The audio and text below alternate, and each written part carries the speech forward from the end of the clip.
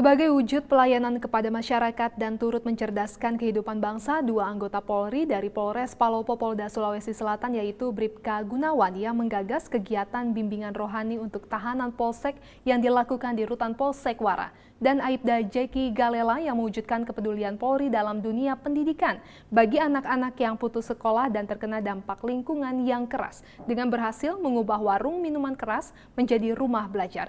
Talkshow Presisi kali ini akan berbincang bersama dengan Bribka Gunawan, Babin Kamtibmas Polsek Wara Timur, Polres Palopo, Polda Sulawesi Selatan, dan Aibda Jeki Galela, Babin Kamtibmas Polsek Wara Utara, Polres Palopo, Polda Sulawesi Selatan. Bersama saya, Ibda Almira Sabira, dan inilah Talkshow Presisi selengkapnya.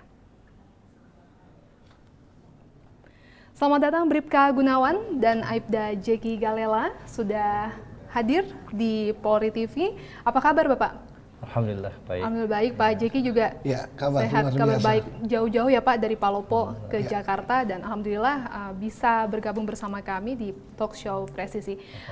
Baik, pemirsa, kita akan berbincang dengan Bribka Gunawan terlebih dahulu. Dan ini bagaimana Pak ide awal giat religius dan aksi sosial bimbingan rohani kepada tahanan seperti yang Anda lakukan hingga saat ini? Bismillah, wassalatu wassalamu ala rasulullah, alhamdulillah. Ibu Ibda Almira, ya. Bagaimana kami memulai pembinaan kepada tahanan, khususnya di rutan, baik itu di Polres maupun di Polsek, berawal dari kerusuhan kita bersama. Selama ini banyak terjadi tindak-tindak pidana, ya. Tindak pidana ini ya pada umumnya karena lemahnya pengetahuan agama yang dilakukan oleh para pelaku kejahatan tersebut.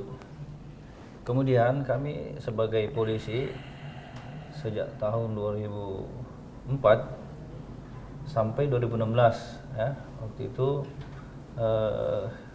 kami melihat keadaan, oh ini tahanan ini selama ini terkadang masuk curi ayam, ya, kasusnya curi ayam keluar menjadi pencuri sepeda motor, ya.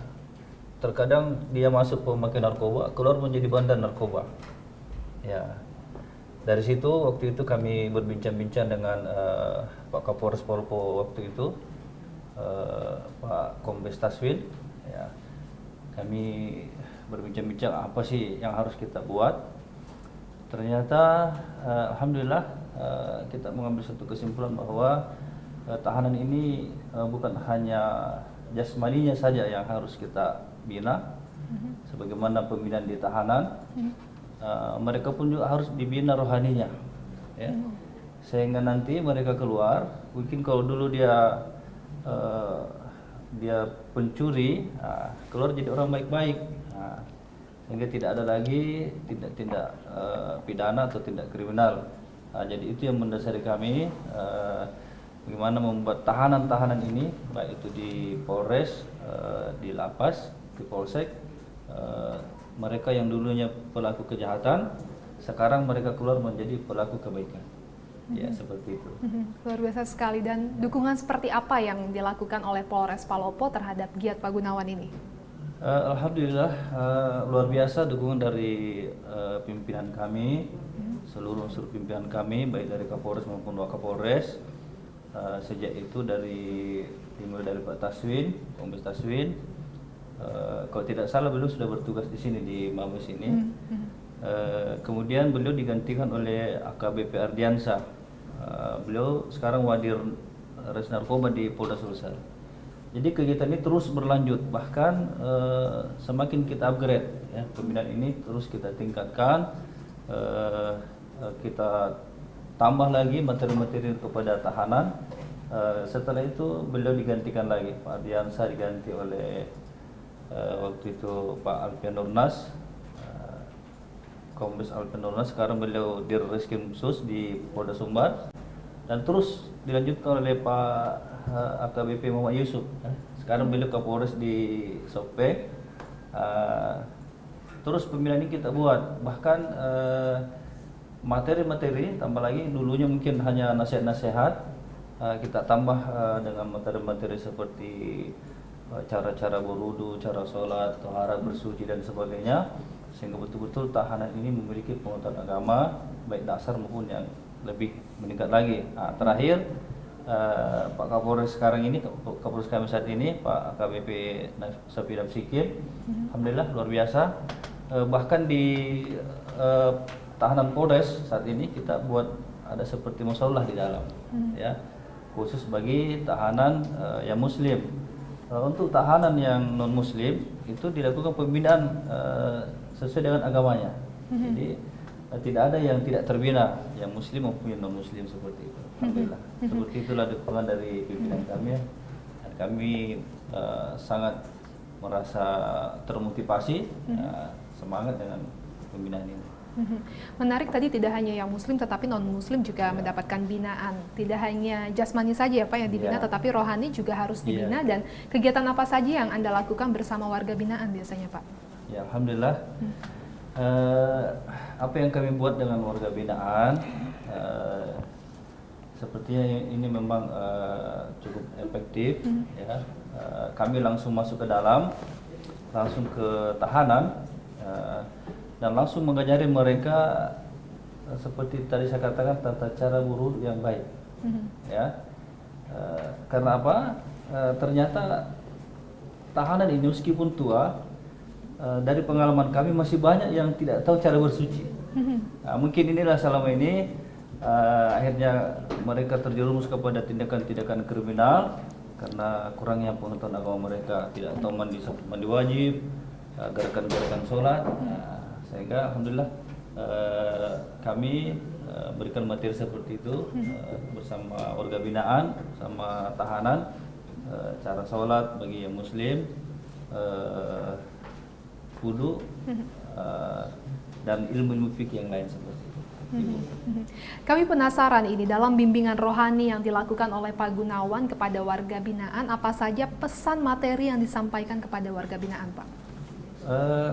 Pesan materi itu banyak kita sampaikan. Yang pertama, kita selalu berpesan bahwa Bapak ini, saudara-saudara ini sebenarnya adalah mutiara, ya. Bapak ini mutiara, hanya saat ini tenggelam dalam lumpur sehingga kelihatan jorok, ya. Maka kita berusaha mengambil mutiara ini, menarik mutiara ini, kita bersihkan. Itulah bimbingan rohani. Jadi kami berpesan, saudara-saudara masuk di tahanan ini, ya dulunya mungkin orang yang buruk, berbuat buruk, ya usahakan nanti keluar dari sini menjadi orang baik, baik itu bagi anak, istri, keluarga, lingkungan sekitar seperti itu. Kemudian ilmu-ilmu agama yang telah kita berikan, tolong ini betul-betul ditanamkan di hati, kemudian diamalkan.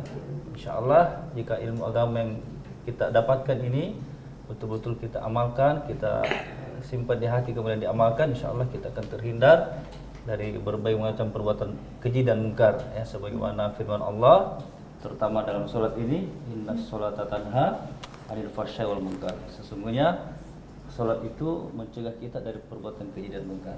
Jadi kami sangat menekankan jaga sholatnya laki-laki berjamaah 5 waktu, ya, seperti itu. Dan kapan saja jadwal mengunjungi warga binaan lapas untuk memberikan siraman rohani bagi warga lapas, Pak? Ya, alhamdulillah. Jadi kami dalam hal pembinaan baik tahanan di Polres maupun di lapas, kami di Polres itu setiap hari Jumat, ya, setiap hari Jumat itu rutin kita lakukan setiap pekan. Kemudian di lapas kita telah buat MOU dengan Kalapas, ya, untuk pembinaan warga binaan. Kita ke sana setiap hari Rabu, dari pagi sampai zuhur kita buat pembinaan rohani di lapas kelas 2 Palopo.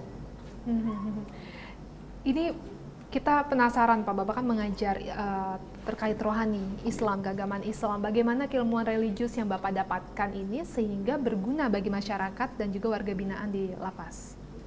Ya, alhamdulillah, kembali lagi kepada dukungan pimpinan. Saat itu ketika kami baru memulai pembinaan, maka kami ada beberapa teman-teman polisi santri di Polres Palopo khususnya.